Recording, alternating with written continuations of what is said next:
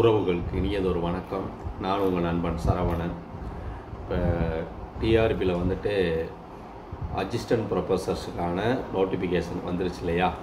So இதற்கான online வந்துட்டு 28/3/2024. So அதிலிருந்து 29/4/2024 வரைக்கும் ஆன்லைன் ரெஜிஸ்ட்ரேஷன் இருக்குது. ஸோ இதற்கு விண்ணப்பிக்கக்கூடியவர்கள், ஏன்னா 4000 வேக்கன்சி இருக்குது, பார்த்துக்கோங்க. ஸோ இதற்கு வந்துட்டு நீங்கள் யாரெல்லாம் எலிஜிபிள் அப்படிங்கிறது உங்களுக்கு ஏற்கனவே தெரிந்த விடயம் தான், நம்மளும் சொல்லியிருக்கிறோம். அதாவது பிஜி அதோடு சேர்த்து நெட்டு ஸ்லெட்டு, ஸோ ஜேஆர்எஃப் இது பாஸ் பண்ணக்கூடியவர்கள் இதற்கு வந்துட்டு எலிஜிபிள், ரைட்டுங்களா? இதுபோக பிஜி வித் பிஹெச்டி முடித்தவர்கள் இருந்தீங்கன்னா நீங்களும் இதற்கு எலிஜிபிள், ரைட்டுங்களா? ஸோ இதுதாங்க இதோடைய மெத்தடு. இது வந்துட்டு எப்படி எக்ஸாமினேஷன் நடக்கும் அப்படிங்கிறது, ஸோ ஓஎம்ஆர் சீட்டில் தான் எக்ஸாமினேஷன் நடப்பதற்கான வாய்ப்பு இருக்குது. ஸோ ஆன்லைனில் நீங்கள் அப்ளை பண்ணும்போது, ஏன்னா அதுதான் நம்ம சொல்லக்கூடிய விடயம், ஸோ நீங்கள் எல்லாத்துமே கவனமாக அப்ளை பண்ணுங்கள். ஏன்னா சர்டிஃபிகேட்டு நீங்கள் மாற்றி, அதாவது 10th மார்க் ஷீட்டு அப்லோடு பண்ணக்கூடிய இடத்துல 12th மார்க் ஷீட் அப்லோடு பண்ணுறதோ, இப்படி சர்டிஃபிகேட்டில் வந்துட்டு நீங்கள் எதுவோ அந்தந்த காலத்தில் அதை சரியாக அப்லோடு பண்ணுங்கள். ஏன்னா இது வந்துட்டு கடந்த காலத்தில் ஒரு தேர்வில் வந்துட்டு இப்படியான ஒரு சூழல் இருந்து கடைசியில் அவங்க கோர்ட்டுக்கு போய் தான் அதை அந்த ரெவன்யூயை வந்துட்டு அதை சரி செய்ய வேண்டிய ஒரு சூழல் ஏற்பட்டது. ஸோ அதனால் மன உளைச்சல் உங்களுக்கு ஏற்படும். ஸோ அதற்கு நீங்கள் ஆன்லைனில் அப்ளை பண்ணும்போதே சரியாக எல்லாத்தையும் பார்த்து அப்ளை பண்ணிடுங்க. அதில் இன்னும் ஒரு விடயம், இந்த பிஎஸ்டிஎம். அப்போ இந்த பிஎஸ்டிஎம் நீங்கள் அப்ளை பண்ணுறீங்க அப்படின்னா அதிலே வந்துட்டு ஃபஸ்ட் ஸ்டாண்டர்ட்லேருந்து கடைசி வரைக்கும் தமிழ் மீடியத்துக்கு கேட்டிருக்காங்க இல்லையா? நீங்கள் அதை கரெக்டாக நீங்கள் வந்துட்டு என்ட்ரி பண்ணணும். அதில் இன்னொரு விஷயம் நீங்கள் முடிவு பண்ணிக்கோங்க.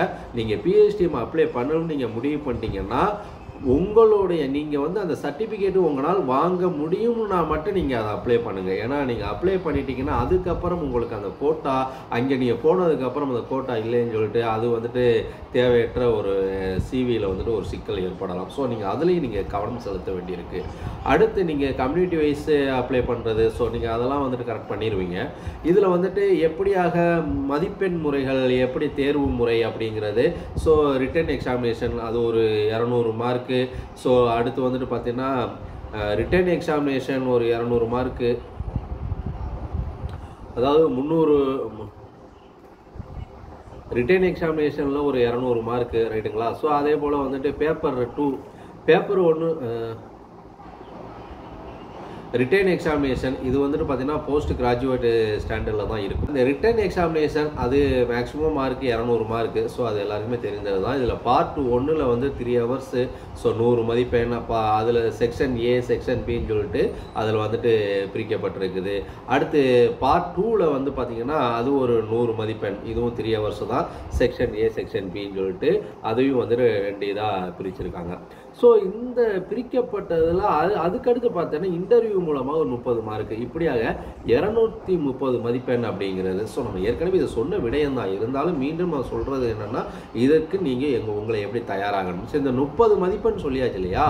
ஸோ இந்த 30 மதிப்பெண் வந்துட்டு அதற்கு எப்படி மதிப்பெண் கொடுப்பாங்க அப்படிங்கிறது, இப்போ கண்டென்ட் இருக்குன்னா அதுக்கு ஒரு 9 மார்க்கு. அடுத்து டெலிவரி அதில் வந்துட்டு ஒரு 9 மார்க்கு. அடுத்து உங்களோட லாங்குவேஜ், ஸோ அதில் தமிழ் ஆர் இங்கிலீஷ் இதில் வந்துட்டு உங்களுடைய இது அதில் ஒரு 6 மார்க்கு. அடுத்து பர்சனல் கேரக்டர்ஸ், ஸோ இதுக்கு ஒரு 6 மார்க்கு. இப்படியாக 30 மார்க் வந்துட்டு நிர்ணயம் செய்யப்பட்டிருக்கு. அப்போ இது எல்லாமே வந்துட்டு சர்டிஃபிகேட் வெரிஃபிகேஷனுக்கு போது சிவிக்கு போகும், சர்டிஃபிகேட்டை பார்ப்பாங்க அப்படிங்கிறது இல்லாமல் ஒவ்வொரு இதுக்கும் வந்துட்டு கேட்டகரி இருக்குது. ஏன்னா இது ஒரு பிஜிடிஆர்பியோ பிடி அசிஸ்டண்ட்டோ செகண்ட் கிரேட் டீச்சர்ஸுக்கோ உள்ளது போல் மெத்தட் இல்லை. இது ஒரு தனி மெத்தடாக தான் இதுக்கு வந்துட்டு மதிப்பெண் வழங்குறாங்க, சரிங்களா? ஸோ நீங்கள் அதெல்லாம் வந்துட்டு கவனம் செலுத்தணும். அதே போல் வந்து பார்த்தீங்கன்னா யாரெல்லாம் எலிஜிபிள் அப்படிங்கிறது, ஸோ அதற்கு வந்துட்டு ஒரு தெளிவான ஒரு குவாலிஃபிகேஷன் இது கொடுத்துருக்குறாங்க. ஸோ இது வந்துட்டு பலரும் கேட்கக்கூடியது, இந்த எம்ஃபில் முடித்தவர்கள் அவர்கள் இது வந்துட்டு எழுத எலிஜிபிளா அப்படிங்கிறது. இப்போ எம்ஃபிலை பொறுத்த வரைக்கும் பார்த்தீங்கன்னா 14/6/2006 என்ன சொல்லியிருக்காங்கன்னா அந்த காலகட்டம் இதுக்கு பிஜி வித் 55% மினிமம் மார்க் எடுத்திருக்கணும். இது போக நெட்டு ஸ்லெட்டு, ஸோ இது முடித்தவராக இருக்கணும். ஸோ இது வந்துட்டு எல்லா இடத்துக்குமே காமன் தான், ரைட்டுங்களா? இது போக எக்ஸம்ஷன் என்ன அப்படின்னு பார்த்தீங்கன்னா for MPhil for taking UG classes, அடுத்து PhD for taking PG classes, இதுதான் எக்ஸம்ஷன் அப்படின்னு சொல்லியிருக்கிறாங்க. இப்போ 2009க்கு முன்பு எம்ஃபில் முடித்தவர்கள் அவர்கள் விண்ணப்பிக்கலாமா அப்படிங்கிற இந்த கேள்விகள் இருக்கு இல்லையா? இப்போ அதாவது ஒரு ரூல் இருக்குது. நீங்கள் ஜிஓ 5 அதாவது 11/1/2021 ஒரு ஜிஓ வந்து வெளியிட்டிருக்காங்க. ஸோ அது இந்த கோர்ட்டு நடைமுறையை பொறுத்து அந்த எம்ஃபிலுக்கு வந்துட்டு வாய்ப்பு அப்படிங்கிறது தான் சொல்லியிருக்கிறாங்க. ஸோ அந்த ஜிஓ படி பார்த்தீங்கன்னா 2009க்கு முன்பு எம்ஃபில் முடித்தவர்கள் வந்துட்டு அவர்களுக்கு விலக்கு அளிக்கப்படுது அப்படிங்கிறது தான். ஸோ நீங்களும் இதற்கு விண்ணப்பிக்க வாய்ப்பு இருக்கிற மாதிரி தான் அந்த ஜிஓ சொல்லப்பட்டிருக்குது. ஸோ முயற்சி செய்யுங்க, கண்டிப்பாக உங்களுக்கும் ஒரு வாய்ப்பு இருக்குது. நாளைக்கு நீங்கள் ஆன்லைனில் அப்ளை பண்ணும்போதே அது ஒரு தெளிவு உங்களுக்கு கிடச்சிரும். ஸோ அதை பொறுத்து நம்ம நாளைக்கு இந்த பதிவுகள் எப்படியான எம்ஃபிலுக்கு வந்து வாய்ப்பு இருக்குங்கிறத உங்களுக்கு நான் தெளிவுபடுத்துகிற உறவுகளே. அடுத்து வேக்கன்சியை பொறுத்த வரைக்கும் பார்த்தீங்கன்னா உங்களுக்கு 4000 வேக்கன்சி ஒவ்வொரு சப்ஜெக்ட்டுக்கும் பார்த்தீங்கன்னா ஒரு அதிகப்படியான வேக்கன்சி. இதில் காமர்ஸுக்கெலாம் வந்துட்டு நல்ல வேக்கன்சி இருக்குது. இப்போ நானே நினைக்கிறேன் ஒரு நெட்டு செலக்ட் முடிச்சு வச்சுருந்துருக்கலாமோ அப்படிங்கிற மாதிரி நமக்கே தோணுது. இப்போ செட் எக்ஸாமை வந்துட்டு அனௌன்ஸ் பண்ணுறதுக்கு வாய்ப்பு இருக்குன்னு சொல்லியிருக்காங்க. ஸோ பிஜி முடித்தவர்கள் அந்த தேர்வை எழுதி வச்சுக்கோங்க, ரைட்டுங்களா? ஸோ ஏதாவது ஒரு வகையில் வந்துட்டு உங்களுக்கு அடுத்தடுத்து உங்களுக்கு இது ஒரு வாய்ப்பாக இருக்கும். அதனால் அந்த நெட்டு செலக்ட் வந்துச்சுன்னா நீங்கள் அதையும் வந்துட்டு ஃபாலோ பண்ணிக்கோங்க.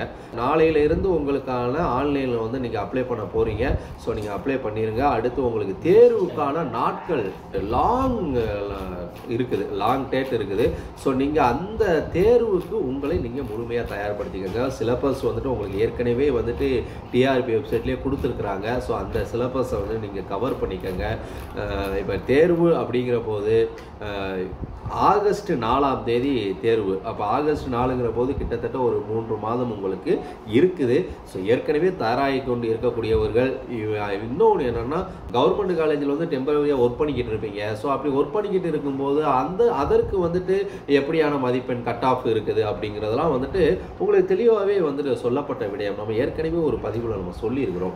ஸோ இது ஒரு நல்ல வாய்ப்பு. இந்த ஆப்பர்ச்சுனிட்டியை வந்து விட்டுறாதீங்க. இதை விட்டுட்டிங்கன்னா உங்களுக்கு பின்னாடி ரொம்ப சிக்கலாக போயிடும். ஏன்னா வாய்ப்பு அடுத்தடுத்து உங்களுக்கு போட்டிகள் அதிகமாயிரும். இப்போ ஒரு குறிப்பிட்ட அளவு தான் இருப்பீங்க. அடுத்து எல்லாருமே நெட்டு செலக்ட் முடிப்பதற்கான வாய்ப்புகள் இருக்குது. இப்போ நானே சொல்கிறேன் இல்லையா?